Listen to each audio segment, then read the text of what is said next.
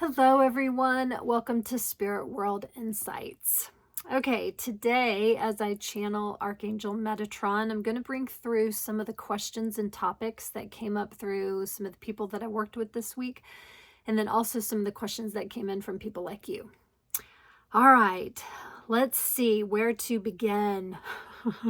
It's a lot, so I'm going to try to keep it as condensed but informative as I possibly can. Okay, I feel like I want to start with the meaning of the Ascension. So we're going to recap. The Ascension, the way it's been channeled through and explained to me, is about elevating consciousness. It's about awakening some of the dark, dense information that's been on this planet in order to remove a carbon-based denseness within the human vessel and even, in general on Gaia, and lightening it up for crystalline forms to come in. Also to awaken the multidimensional aspects that we are fully capable of that we just don't remember. And we don't remember because of the fact that this planet has worked its way down into a third dimension state of consciousness. So when we're talking about the ascension, it's happening not only to the planet, but every single individual. And this is the first time ever that humanity and Mother Earth are actually transforming together, okay? It's much easier for the mind to handle this shift than it is for the body. The mind is capable of processing energy, where the body, the more dense it is, the more carbon that's in it, the more painful it is. We are sentient beings. We feel, and everything originates with a thought, which you've heard me say this 1,000 times, that goes into a feeling and an emotion that eventually turns into some type of dense carbon action. But it means that when we're ascending, that means we have to dig deep. We have to dig up the things that have been hibernating, the things that have been hidden, the things that we have stuffed down, numbed, We do that. Why do we do that? Because we're trying to get by.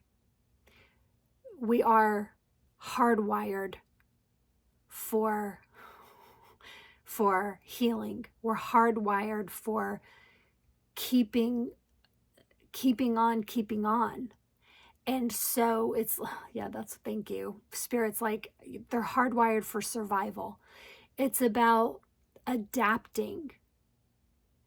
And so when we have to dive down, dig deep, and pull up things, it threatens their survival. It threatens our ability to function, maybe even on a daily basis. It means that you may be challenged when all you really want to do is just go to work or take care of your family or create the things that you want to create without having so much complication. But this is Earth School. Yeah, this is a different kind of place. It's not meant to just get by here. This place is about experience. And so we have, I'm going to say from my perspective, this is just my opinion, I believe that we have been dumbed down on purpose in order to be able to just desire to go into the mentality of getting by.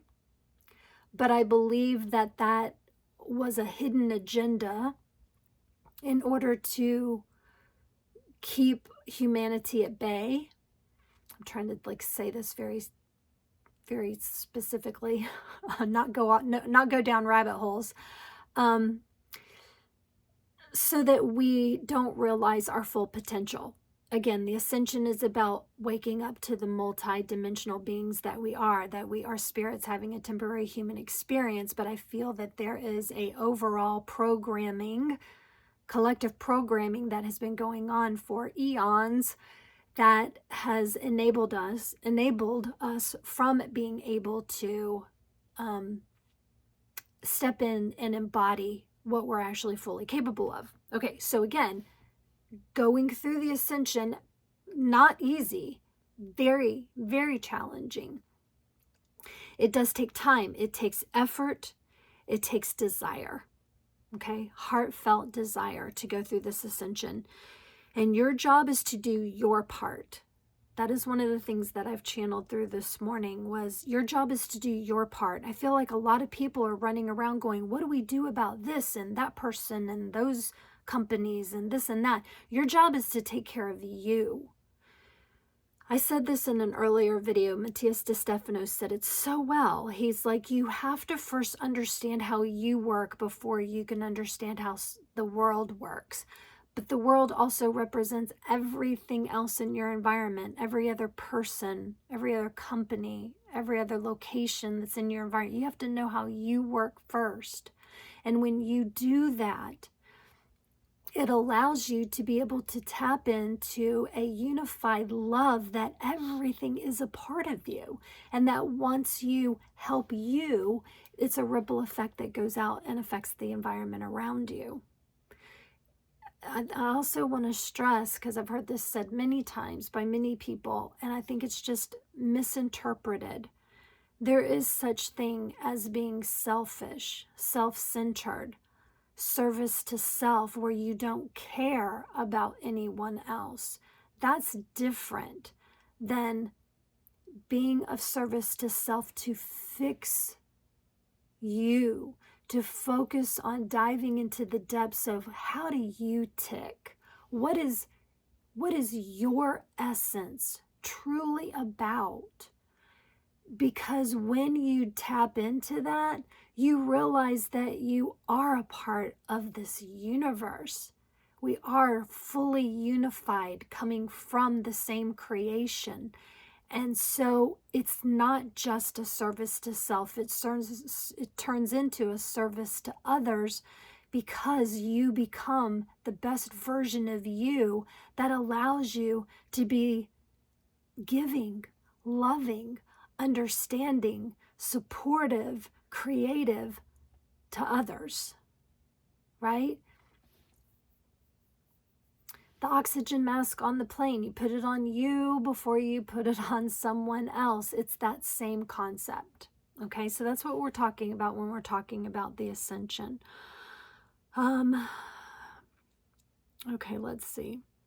The other thing that my guides have mentioned is that you have to continue to ask questions. It's so important. If you're not asking questions, then you're not going to receive insight and inspiration.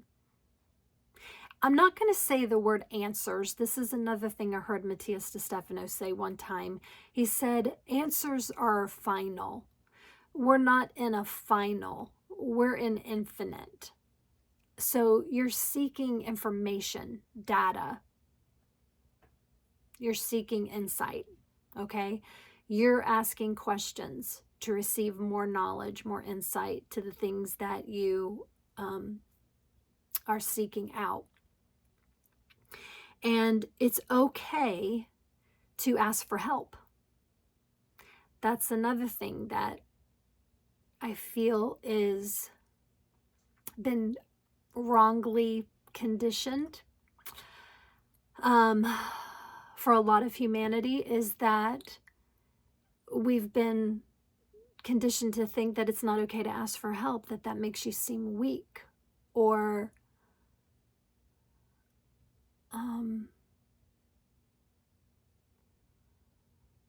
the word I'm getting is incapable. And we want to feel capable. We want to feel empowered. And yes, when you do that inner work, you're seeking inner guidance. But that inner guidance isn't just coming from your own higher self. It's also coming from angels and guides. Oh, God, from everywhere, that are coming in to help you. So if you need help with anything, whether it's internal or external, there's nothing wrong with asking for help, for asking someone to help interpret even information. I do. I mean, I have two specific people on this planet that are incarnated as human beings on this planet that because sometimes we're so in it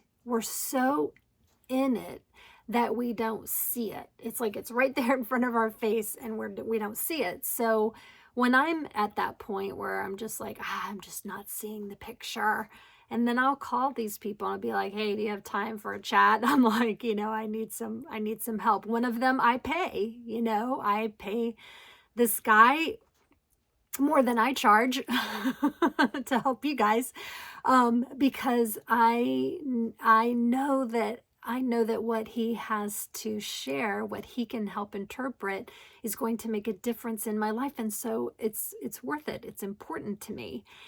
And so I want to encourage you guys that if you feel like you do have personal questions, that there are people like me out there, lots of us out there, but be discerning. That's the other thing. Be very discerning. If someone's recommended to you and that person doesn't really feel like they're in the right alignment, then don't connect with that person. Even for me, when people come to me and they do ask, they're like, hey, I'd like a session. I ask first. I'm like, are we in contract? Are we in alignment? Am I the right person to mentor whoever it is? And if the answer is no, then I'm not gonna no, because then that changes that person's timeline. And again, then you have to course correct later. Course correction kind of sucks. I mean, obviously that's a part of the experience, and sometimes we learn valuable things from the course correction. But sometimes for me, I like to avoid course correction. So from that, and I love to honor the person, because we don't always remember what we chose. We don't remember who we're in contract with, right? And so I really honor and respect what our choices were that we had before we incarnated here, because the ego would like to run off in a different direction and take it in a completely different direction. And that's not always what's in our best interest. So that's why, like on my website, if you are seeking help, I encourage you to go fill out the contact form, because if you do have questions, then you can contact me and I will check and see if I am the right person to offer you insight or to be your interpreter or to help you. And if you're not, I'll tell you up front. So with that said, some of the questions that have come in are personal. And I will say that I don't want to direct these videos in these playlists. I want to specific people. I want it to be information that everyone can benefit from. So if you are writing into the comments and stuff like that, personal questions about specific things for you, I would invite you to reach out to me for a private session. But if you're but I love it when you guys are asking collective questions that could be beneficial and probably something that lots of other people are asking. Then I will address those questions, which is what we're going to attempt to do today. The other thing that you want to recognize is that when you are working on your ascension, you're diving deep, you're trying to figure out how you work, what makes you tick. It's understanding that the triggers in your life are the red flags or the beacons that are drawing you to the information that you're seeking. I should say that again. The triggers that happen in your life are the beacons that are drawing you to the information that you're seeking. Because you would not be triggered with something if it wasn't something that needs healing within you. Okay? Otherwise, it wouldn't bother you at all. So you want to look for what triggers you. I'm going to mention a story about some topics that came up this week with other people, because I feel like this is something that a lot of people can actually maybe benefit from. Okay. So the story came up about a person being worried, concerned about their parent. Their comments were, I just worry about my parent. I worry about whether they're safe, whether they're being nourished, whether they're taken care of. Are they lonely? Are they satisfied? And this person was talking about wanting to be able to put their parent in, we'll just say, like a tiny home on a nice, safe piece of property that this person would own. And just in order to make sure that they were in this nice little box of safety, right? And this person was making it sound like, because if I could put this parent in this nice little safe box, then it would make them happy. But here's what my spirit guides were bringing through for this person. The question that you ought to be asking yourself is, why are you worried about that parent? What is it that's triggering you into being worried? Is it fear of losing that parent? Is it fear of that parent not being taken care of? Is it because you worry about not having a relationship with that parent, and if they're no longer on this planet, then you've missed out? There are a lot of different questions that can stem off of, why are you triggered by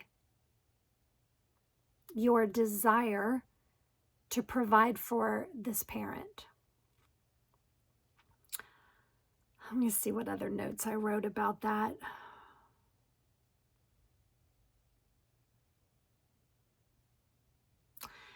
Yeah, the other thing that I wrote is just that it would make, because sometimes what we do, and I'm going to say, this is why I think this can be very broad.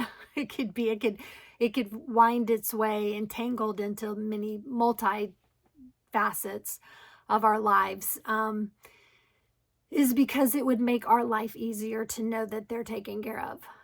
We could get on with it. Because all I could see is I was picturing myself in a tiny home on somebody's property and being taken care of. And I'm like, I would be miserable. I'd be like, are you kidding me? No, I want to be on a bunch of land, you know what I mean? With mountains and trees and a cliff and ocean, you know. I don't want to be on just a little piece of property just so that you can feel safe. Do you know what I mean? It's, again, you have to ask yourself, why do you want certain things? Why do you want certain things for your company, for your family, for your friends, for your loved ones? What is it that makes you insecure?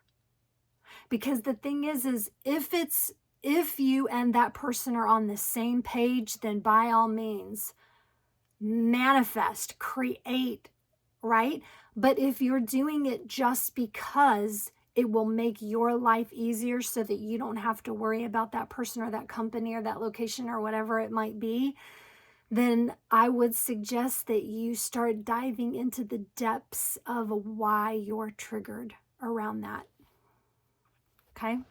Okay. Yeah, the other thing I read is there a deeper message? The answer is yes, there is a deeper message. So go in there and find it. Okay. All right, and now what I'm going to do is talk a little bit more about, one more thing. Yes, thank you. Metatron is reminding me that it's so important that when you start asking these questions about why are you triggered, it's going to be important to listen and observe. It's one thing to just ask, and then try to go on with your busy life. It's a matter of allowing yourself to be in a space where you're there to listen and to observe the information that's coming in.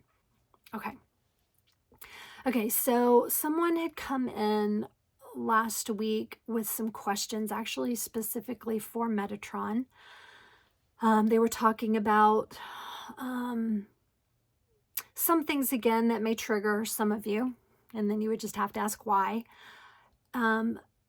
But again, this is pretty related again to Metatron, and that's why I felt like these are appropriate to actually bring up on one of the videos instead of just in a private session. They were talking about the Bible and the corruption that is behind some of the false beliefs, the old paradigms, the dogma within religions. And so, okay, this is where I'm just going to go ahead and call Metatron in and just be like, all right, let's let him talk about.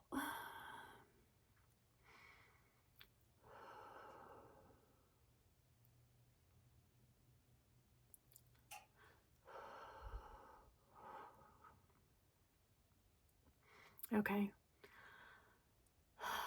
All right. So now as we ask questions, I'm going to listen and observe what he's showing me, and then I'll interpret that to you. Okay. All right. In regards to the dogma throughout the religious aspects, through the creation of the Bible and any corruption that has been noticed, especially recently, within the past 25 years, more well known, right? More mainstream known corruption that has been brought to the surface is what he's saying. Around these topics, he says there are lots of revelations that are going to be brought through in the future that many of humanity will find disturbing, will find discouraging. He's even showing me the word unbelievable. And it's, again, he says not to invoke fear, it's to awaken consciousness. It's to awaken that which has been held dormant for a very long time. And because of the ascension process that is currently going on, it is for that reason that these things are being pulled out of their dormant state and into the light. He is asking you to be more open-minded to these things that are going to be coming up out of what we would call the depths of darkness, even brought into the light in order to be processed back to love, back to Creator, Source, God, okay? Through which will cause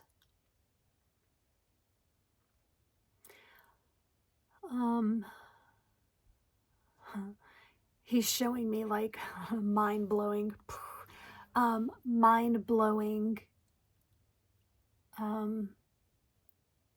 revelations that will actually help humanity in ways that we have not been capable of comprehending in the past. But we are being opened to this knowledge for the future.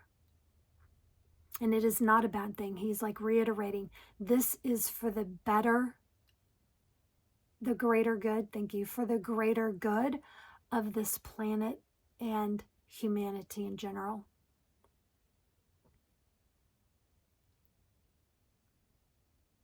It is always for the greater good that these types of ascension shifts are made. And it is our job to step out of fear and into trust. He's really accentuating the word trust. It's very difficult for a lot of people to trust as humans again because we're having a temporary human experience and the experience is challenging. So he said trust is one of the biggest hurdles for us to face in this ascension process.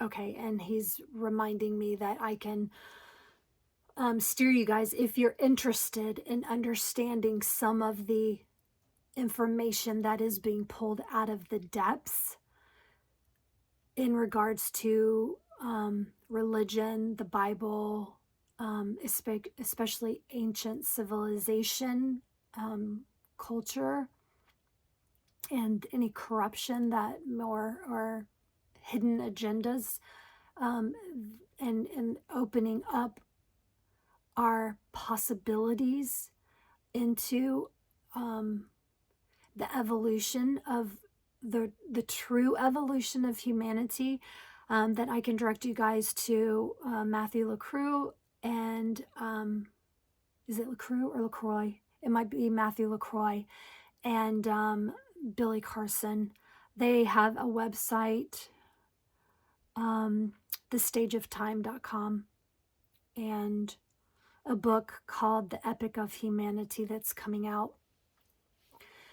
And my guides have drawn me into Mathew's teaching within the past year, and it feels very in alignment with the same information that Archangel Metatron has been giving me for the past 3 years. So that's somewhere that if you have questions about that type of topic, maybe look into that and see if that resonates with you. Okay, then this person was asking questions specific for, let's put these down, for actually Archangel Metatron. And so I asked Metatron, I'm like, how do you want to answer some of these questions? And he guided me to the Oracle 7 by Colette and Reid in order to try and interpret some of the information for some of these questions. So one of the first questions was about Enoch and whether Metatron and Enoch are the same spirit. And Metatron wants to explain again, and I've already been teaching this in a lot of my videos, but I'm going to let him explain it again. A spirit is a consciousness that can divide into multiple souls having multiple experiences at the same time on different timelines. And he's talking about it being vast, expansive, creative, exciting, amazing, for a single spirit to be able to have multiple experiences, okay? And so, with that said, Enoch was an aspect of his spirit. Yes. And then that person went on to ask, is he incarnated now and walking through this planet now as a messenger? And his answer was no, that he is not incarnated at this time in human form, but that is another reason why he is really coming through so many messengers that are in human form and bringing through these messages. He says it's much easier to connect with multiple consciousnesses when you are in a main spirit form, when the spirit is more pulled together instead of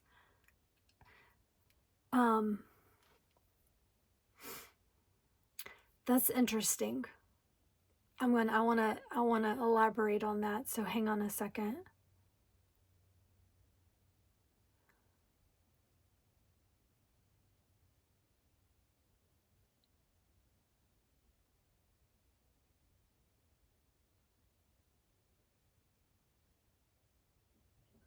Okay, so he's reminding me that he is kind of like, I'm trying to think how somebody else has worded this, that Metatron is he's showing me the heart. He's the heart of the Ascension. And he's saying that he can be in all consciousnesses at the same time, but his position right now is to be just that. It's meant to be there for all of consciousness, as opposed to him taking a human form. That's kind of tricky. That's like so over our human mind conscious, capabilities, even in a 4D aspect. That's difficult to comprehend.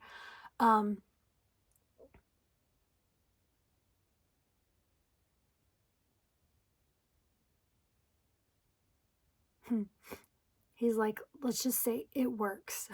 It just works this way.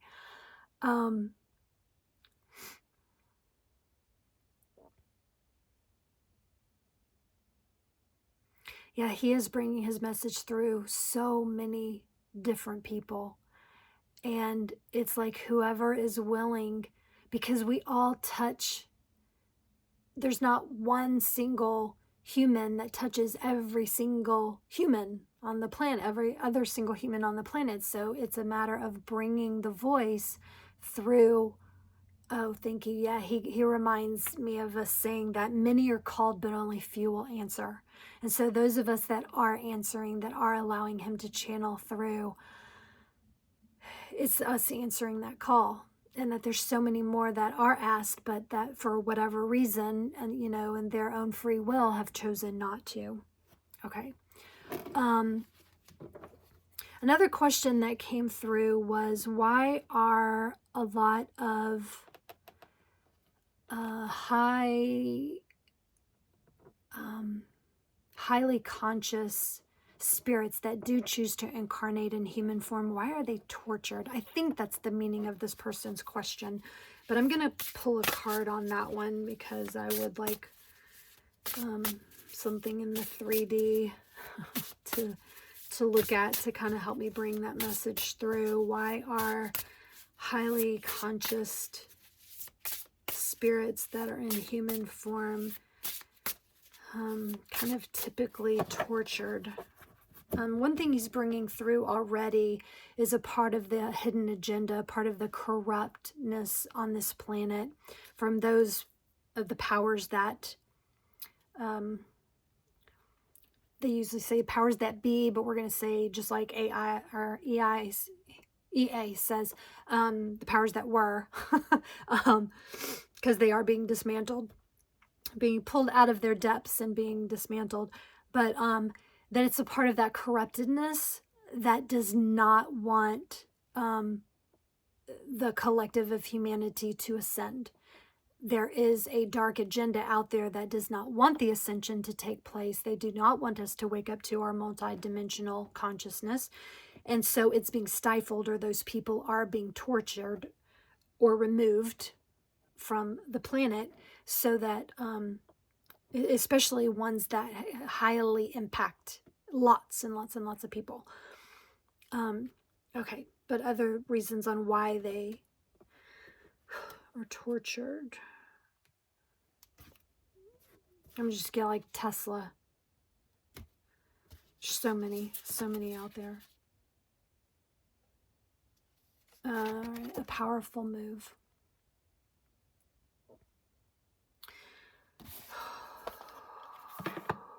I'm going to see what Colette has to say about this, and then I'll let Metatron.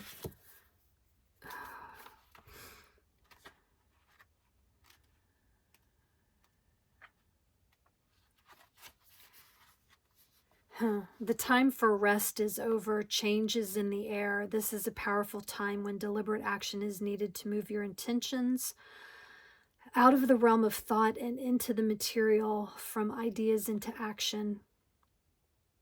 How do you approach your relationship to the invisible world as it influences the visible? Out of the depths of darkness into the light. Woo. Okay, do you see the relationship? Do you recognize yourself as a unique, whole, and worthy being who has a special place in this world, whose offerings are valuable, and whose life has meaning? You are a mighty co-creator to step into that power and see your intentions manifest in the world. Real positive change is possible when you make choices from an authentic sense of self and take a conscious step toward your dreams.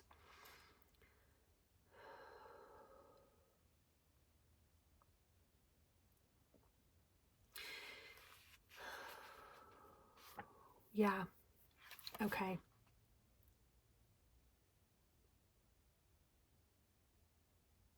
Be open and clear about your motives and desires and set your intention, then step into the magic just waiting for you to claim it.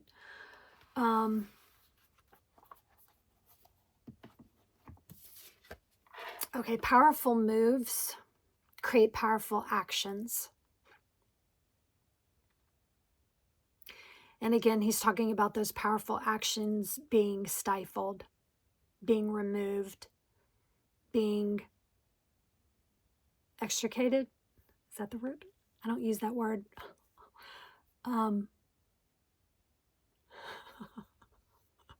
Sometimes that happens. Yeah. Powerful moves from powerful people with powerful intentions, he says, create fear in those that don't want this to come out. And that's why there's torture.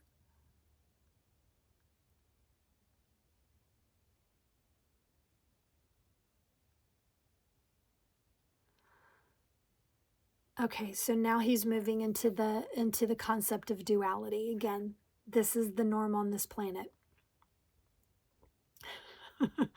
We live in a world of duality. That's not changing, not anytime soon, anyway. And with that, in order to create this ascension, we need the light and the dark.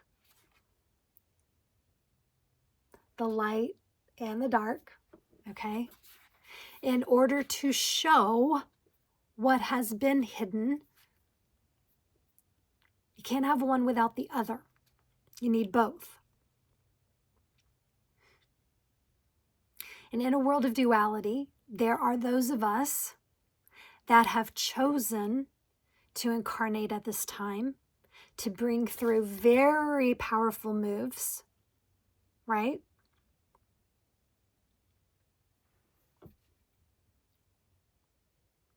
And in order for some of those things to be seen,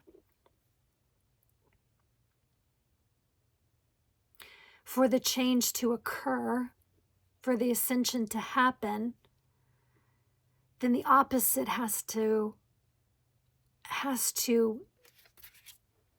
play a part. Okay, I'm going to show you, like, if this is light and this is dark, they're going to dance together and help each other in order to bring about the information that is inside. Again, because harmony and balance is in the center. So when these two, light and dark, they hold in the center harmony. but they come together to keep it in the center. When you shoot out too far in one direction, it pulls it back to center.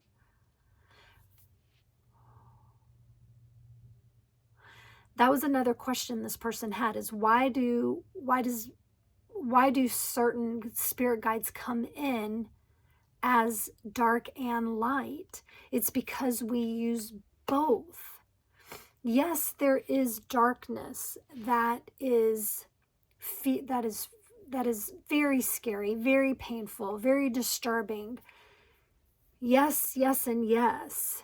But again, it reveals what needs healing. And when you incarnate, you are full aware of what you're stepping into. You are fully aware of, and you have the tools. I've said this so many times, you have the tools to handle what this incarnation is that you stepped into. And that means the torture.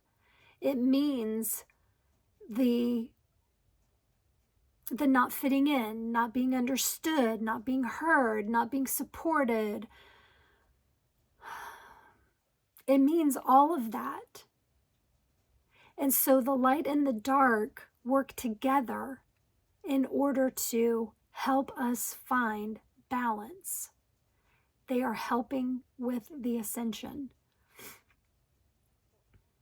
I'm not saying, and I want to make sure, I'm like, help Metatron with this, because I think a lot of people really struggle where they just think dark is bad, bad, bad, bad, bad, bad. And it's like, he's like this, he goes, it was not originally created to be seen as positive and negative.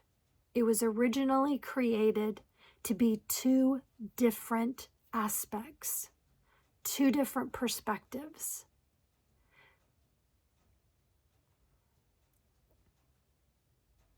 It was the ego, the concept of the ego, that turned it into positive and negative. Okay, now he's expanding. Wow. Okay. Yeah. Okay. So, and when that happened, when the ego took off with it and turned it into positive and negative, it gave new consciousness to the evolution of darkness. And it became what we see now, what we fear now. He goes, but if you want to learn how to escape that, if you want to learn how to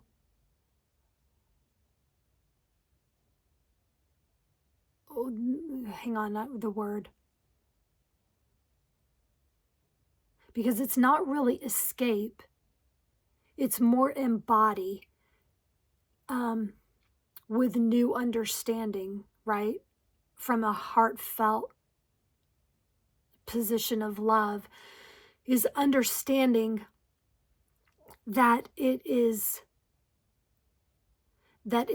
a co-creation, a dualistic co-creation.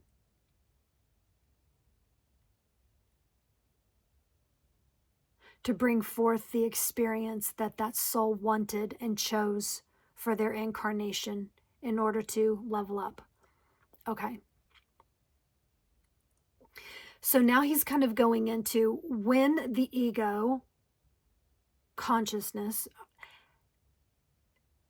began giving new consciousness to the word dark, it took on forms. Because that which you pay attention to, that which you fuel, grows. And it began to grow. And again, has turned into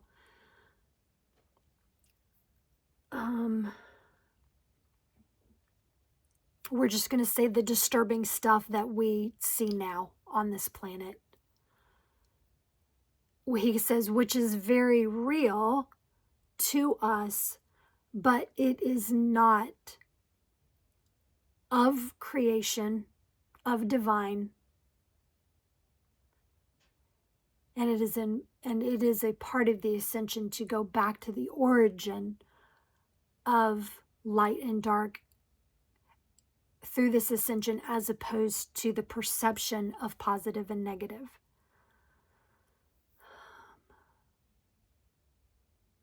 Okay, he's taking me into the word egregore. And this is something that he brought into my awareness a few months back.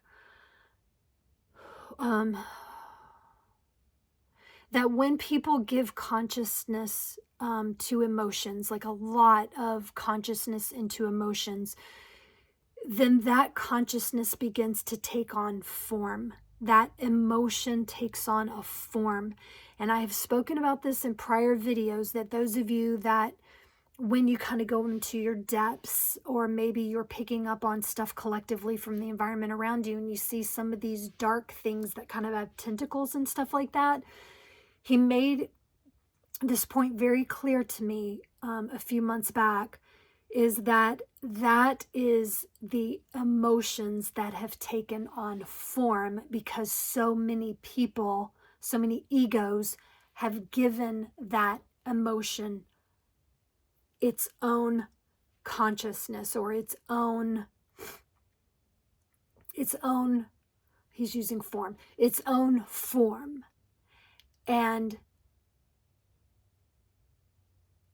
it is around us more than we realize, way more than we realize.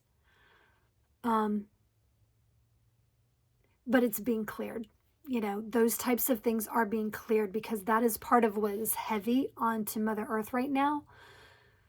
Because an emotion that starts to take form eventually becomes form.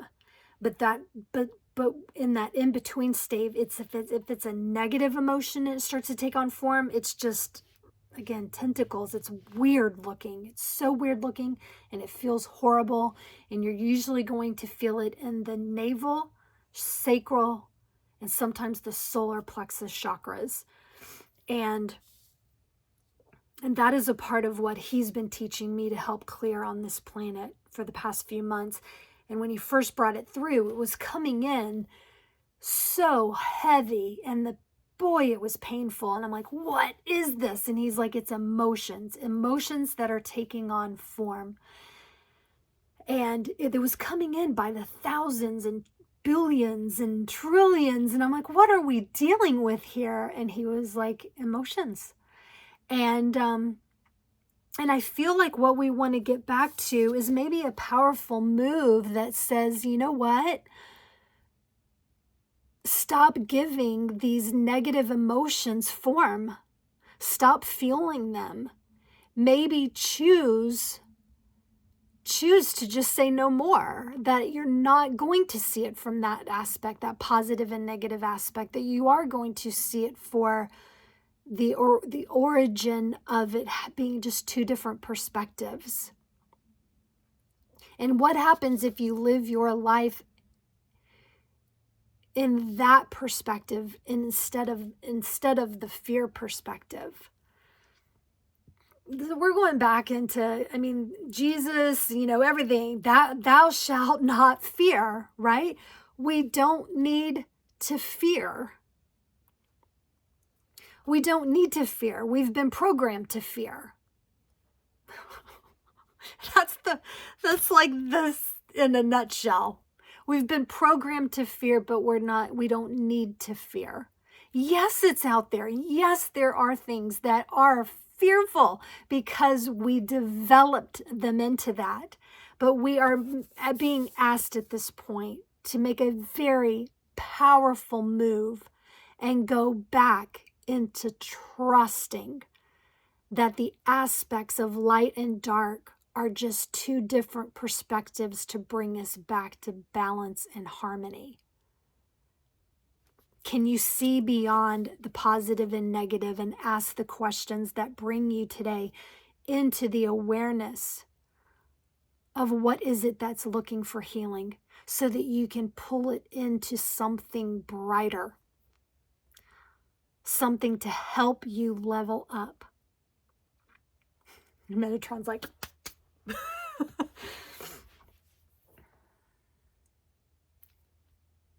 Yes, thank you.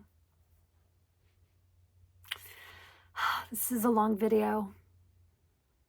He's like, don't apologize. Don't apologize.